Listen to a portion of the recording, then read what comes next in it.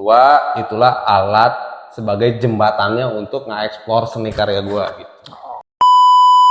Halo guys, balik lagi bersama gua Sandy. Di belakang gua Ada Bolok di channelnya Sapporo Hair Studio.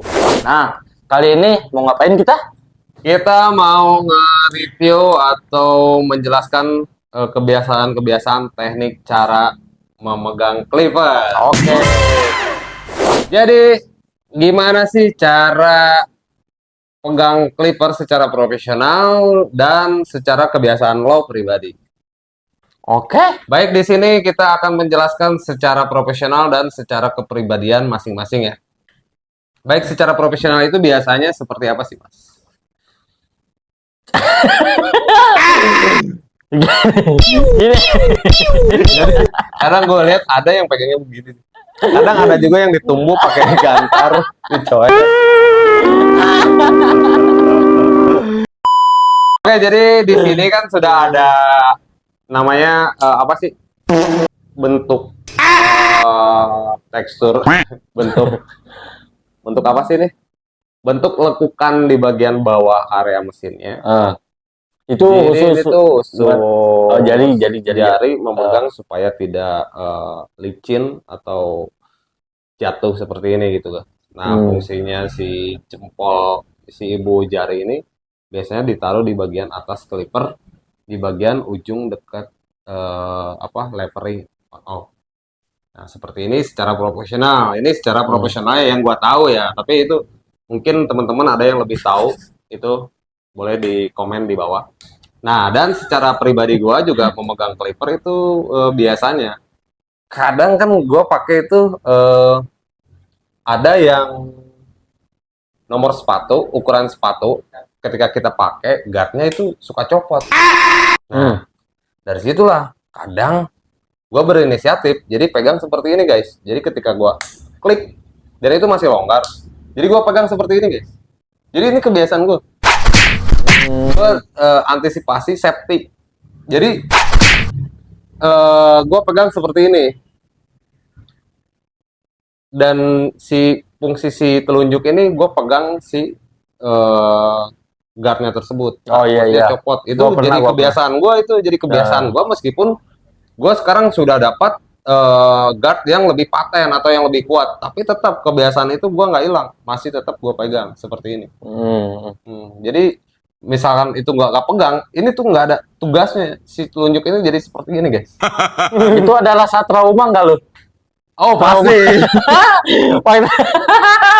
Pas begitu gua pakai seperti ini, guardnya copot. Itu antara ya udah, gua mau dimarahin, gua mau dihabisin, gua mau caci maki, udah gue itu sangat-sangat merinding guys. Nah itu gimana kebiasaan lo tentang penggunaan si clipper tersebut? Nah, kalau gue sih biasa aja ya. Kadang gini gue, kadang juga gini, kadang gini. Itu emang kebiasaan tukang cukur karena karena kadang refleks ya kalau megang mesin. Tapi kalau kebiasaan sih ya standar aja kayak gini. Kadang gue juga sama, cuma gue lebih safety-nya di belakang sini nih. Gue megang si guard ini di belakang sini biar nggak copot. Iya benar. Gue gini nih. Itu antara makan trauma itu. Iya, gue juga pernah soalnya kayak gitu. Copot sampai habis. Ini sering banget gue mainin levering seperti ini pakai ibu jari. Jadi gue mainin levering seperti ini. Kalau misalnya gue ada beberapa poin yang memang gue harus gunain teknik close gitu. Jadi gue pakai ibu jari untuk mainin si leveringnya. Kayak gini, itu lebih simpel. Si ibu jari ini bertugas untuk menahan kalau tidak ada pekerjaan. Dia berada di atas mesin. Kalau ada pekerjaan, dia bisa juga untuk mainin levering dan on off ya. Oh my god! On off.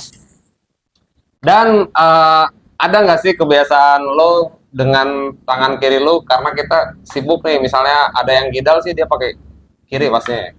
Nah, untuk si tangan kiri lu gunain sebagai apa sih tangan kiri? Aktif apa enggak? Karena yang lebih banyak aktifnya itu kan tangan kanan ya kalau gunting, cleaver. Setelah gunting cleaver kita mainin apalagi. Ada nggak kebiasaan apa aja sih tangan kiri ada kosongnya nggak? eh nggak pernah sih, nggak pernah kosong. Tangan kiri Paling megang kepala. megang kepala. Kadang megang kepala gini. Oh berarti ini bertugas juga, nggak Ah. pegang objek barang. Kadang sisir juga, kadang sisir. Terus Tapi kadang kebanyakan itu ada yang nggak pegang sampai nggak pegang berarti. Ada. Polos. ada polos. Gua nggak Ada pernah tuh. Gua nggak pernah si tangan kiri nggak pegang barang. Gua udah perhatikan hal itu. Hmm. Gua selalu pertama nih area cukur itu kita semprot. Dari disemprotnya itu gua udah mulai si tangan kiri aktif dengan menggunakan sisir. Hmm. Langkah kedua, gua tetap pakai sisir Oke. untuk bikin line. Dan langkah ketiga, gua bikin fade. Si tangan kiri pun masih gua ganti dengan sikat. Nah, Beras. tetap Yes. beras. Nah, langkah Oh, iya, selanjutnya tetap itu nggak sampai kosong banget. Mau pegang kepala pun, tapi di sini gue tetap ada sikat ataupun sisir.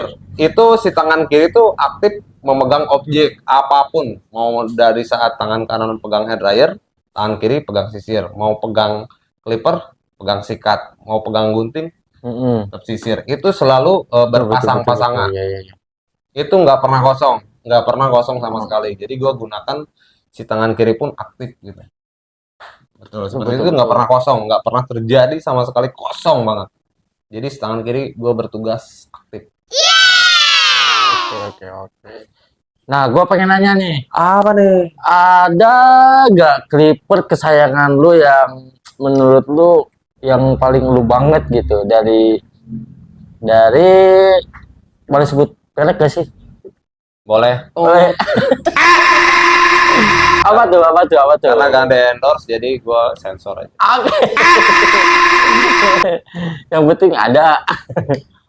Adalah, pastinya gue selalu dulu tuh pernah ketergantungan sama brand atau sama mesin tersebut. Tapi kesini gue sangat-sangat sekarang tuh udah mulai bisa fleksibel. Jadi gue pakai barang apapun, semerek apapun itu tergantung kelihayan tangan gue pribadi. Tapi kalau misalnya gue ketergantungan ketika gue nggak ada barang itu tersebut, gue nggak bisa ngapa-ngapain artinya. Intinya tetap berkarya, jangan pernah ketergantungan sama barang, tapi ketergantunganlah sama karya seni dan pikiran kita. Oke, itu penting banget. Kalau kita ada duit juga pasti gue beli, pasti gue punya peliharaan pribadi, punya objek yang pribadi gitu. Yang intinya gue nggak bisa ketergantungan sama hal itu aja, tapi gue bisa fleksibel gitu. Yang penting karya seninya Karya seni bagus yang lah, selalu oke. on point, yang pertama adalah seni pikiran gue. Nah, yang kedua itulah alat sebagai jembatannya untuk nge-explore seni karya gue gitu. Wow.